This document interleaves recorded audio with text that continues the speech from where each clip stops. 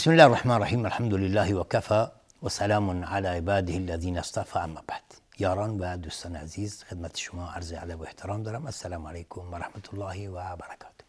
با برنامه آداب عبادت در خدمت شما هستم. ما همچنین در مورد آداب راه داریم صحبت میکنیم و یکی دیگر از آداب راه اینه که انسان مسلمان سعی بکنه که تو جاده ها یا سر راه نشینه و غذا نخوره و سعی بکنه جایی که مخصوص غذا خوردن است یا جایی که کناره هست بشینه و غذا بخوره، زیرا خوردن در سر راه ها منافی ادب اسلامی است، یا زیرا انسان مسلمان تو خونش غذا میخوره یا توی رستوران ها غذا میخوره و جایی که مخصوص هست و هر جا این کار انجام نمیده. مثلا شما حساب بکنید تو بازار هستید، دارید راه میرید و هی همونجا مثلا همینطوری دارید میرید و حرکت میکنید بخورید.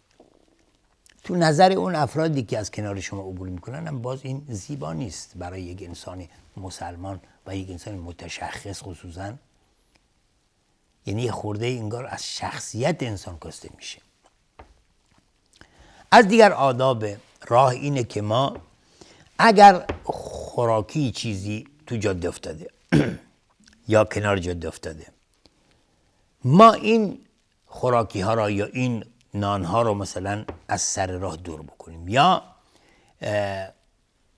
اوراقی هست که در اون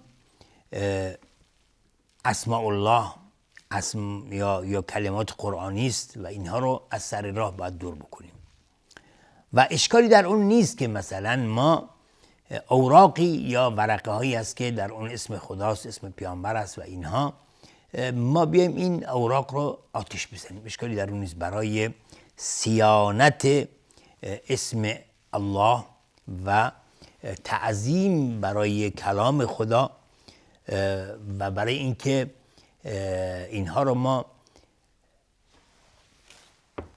طوری باشه که محافظت بکنیم از اینی که خدا اینا کرده کوچکترین اهانت و توهینی بشه، اینها رو جمع آوری بکنیم و حتی سوزاندن اونها هم اشکالی در اون نیست. حالا امروزه مثلا بعضی میگن که قرآن داریم، قرآن تیکه تیکه شده، پاره پاره شده، چه کار باید بکنیم؟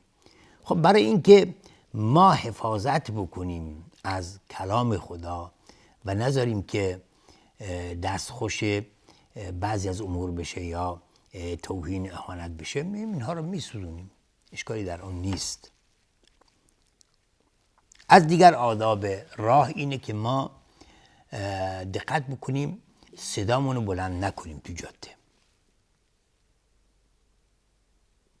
چه هنگام خرید و فروش و یا اینکه با ماشین داریم عبور میکنیم، یا اینکه مثلا هنگام شادی ها، خصوصا عروسی ها یا جشن های دیگر، بلندگوها رو مثلا ما با صدای بلند باز بکنیم و این ممکنه باعث اذیت و آزار دیگران بشه و اینها درست نیست. از دیگر اموری که انسان باید رعایت بکنه و آداب راه به حساب میاد اینه که انسان، کسی که بین مردم داره میره، هرگز دیگران رو نترسونه با کارهایی که میخواد انجام بده یا کارهایی که انجام میده. مثلا سلاح هم بکنه با خودش،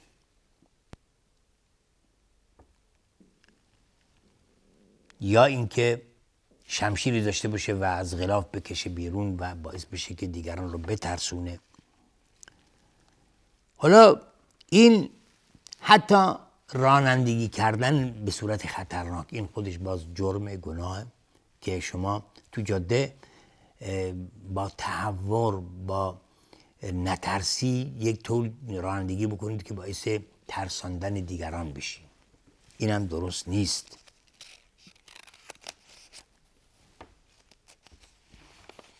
پس انسان باید دقت بکنه این امور حتما باید رعایت بشه.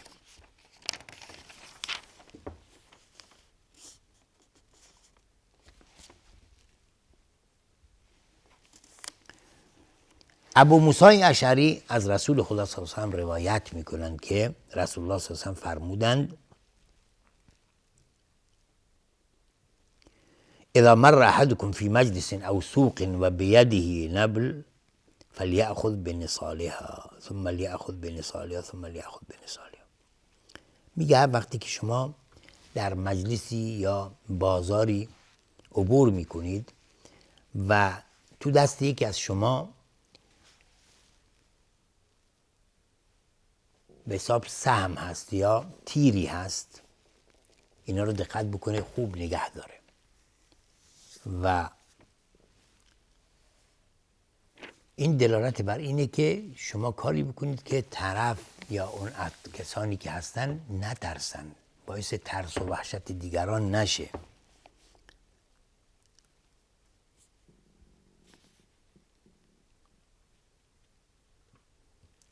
از دیگر آداب راه اینه که انسان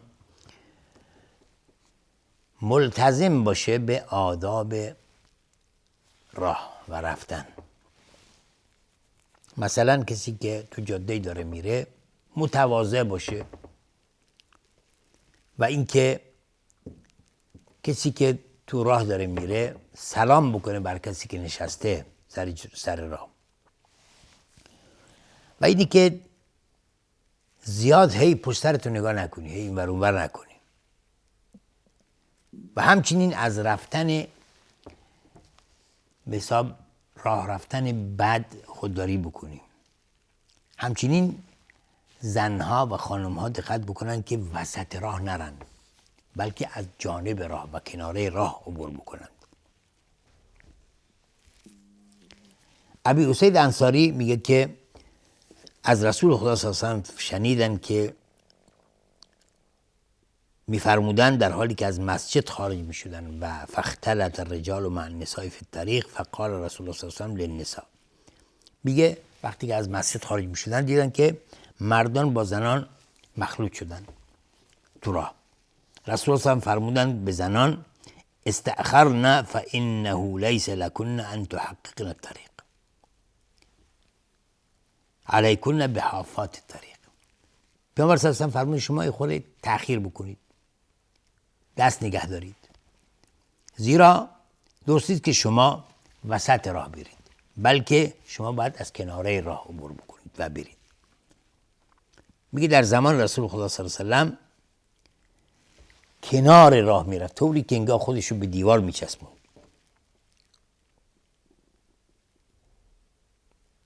و حتی راه رفتن خانم ها از کناره راه برای اونها چیه؟ بهتره و مستورتره و به حیا نزدیکتره.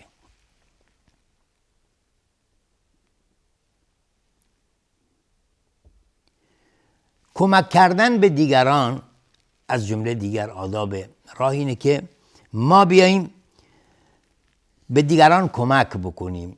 مثلا شخص مسافریه، حالا میخواد باری بذاره روی حیوانش یا روی توی ماشینش و نمیتونه، ما کمکش میکنیم. یا تو جاده ماشینش خراب شده، احتیاج داره که ما حلش بدیم، همه همت میکنیم و کمکش میکنیم. این از مستحبات و از آداب راه هست که انسان دقت بکنه و دیگران رو کمک بکنه.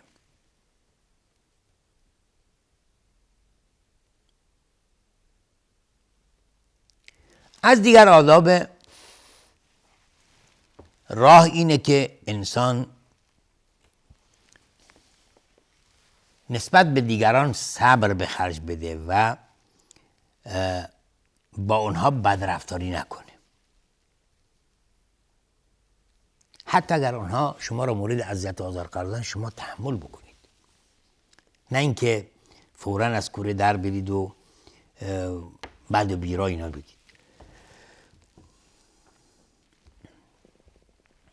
از دیگر آداب راه اینه که انسان نسبت به قوانین دقت داشته باشه و قوانین راه رو رعایت بکنه، قوانین راهنمایی رانندگی رو رعایت بکنه و تو راه درست نیست که مثلا جاده اینوری شخص برعکس برمیگرده.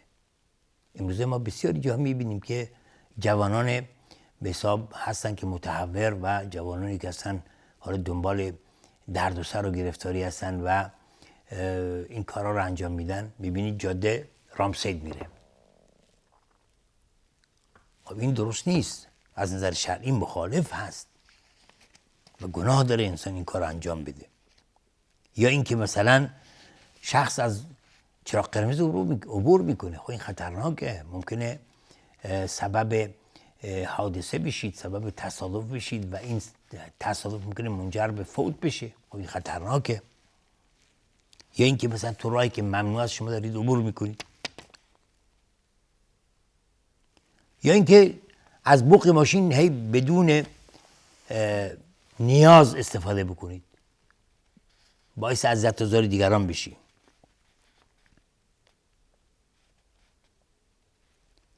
این هرگز با روح اسلامی نمیخونه این کارها. از دیگر آداب راه اینه که ما به مظلوم کمک بکنیم. این واجبی است بر هر مسلمان، واجب عام است و جزء حقوق هر مسلمان بر دیگری است.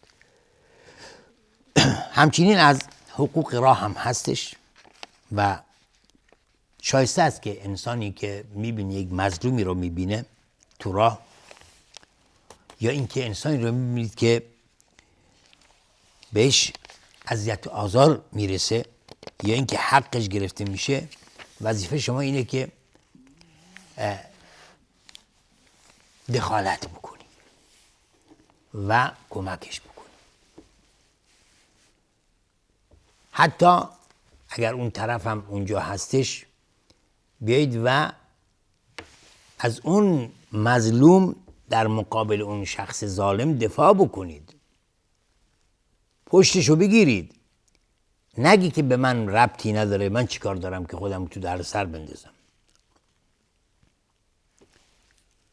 از جمله این امور اینه که مثلا شما اگر توی جاده ببینید که آقا خواه افرادی قصد دارن که مال شخصی رو سلب بکنن، بدزدن، ازش بگیرن به زور، شما هم هستی دارید میبینید.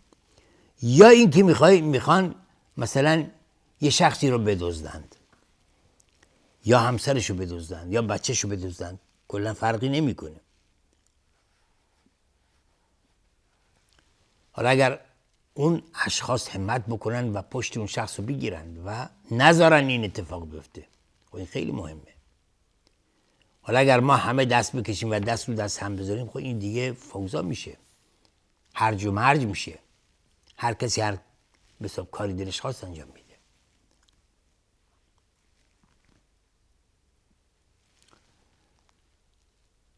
از دیگر آداب راه اینه که ما بیاییم و وقت رو غنیمت بشماریم. مثلا تو جاده داریم میریم، تو راه داریم میریم و از این وقتی که داره میگذره ما استفاده بکنیم در راه خیر، در راهی که به ما نفع میرسونه. چه کار میکنیم؟ خب تو ماشین نشستی داری میری، هیچ کاری هم انجام نمیدی، خودتو مشغول میکنی به ذکر و دعا و اینها یا صلوات بر پیامبر. خب اینا چیه؟ شما دارید وقت رو غنیمت میشمارید. همین سبحان الله، الحمدلله گفتن، لا اله الا الله گفتن، صلوات بر پیامبر، استغفار، اینا همه چیه؟ خودش اجر پاداش داره. یا اینکه مراجعه قرآن میکنید، شما حفظ کردید یا چند سوره از قرآن حفظید یا چند جز از قرآن حفظید یا کل قرآن رو حفظید، شما چیه؟ در این سفرتون شروع میکنید به خوندن قرآن و مراجعه قرآن. اینا هم خودش چی؟ اجره. اجر سرازیر حساب پسنداز شما میشه. پسنداز شما، حساب پسنداز شما چیه؟ به کار افتاده دیگه.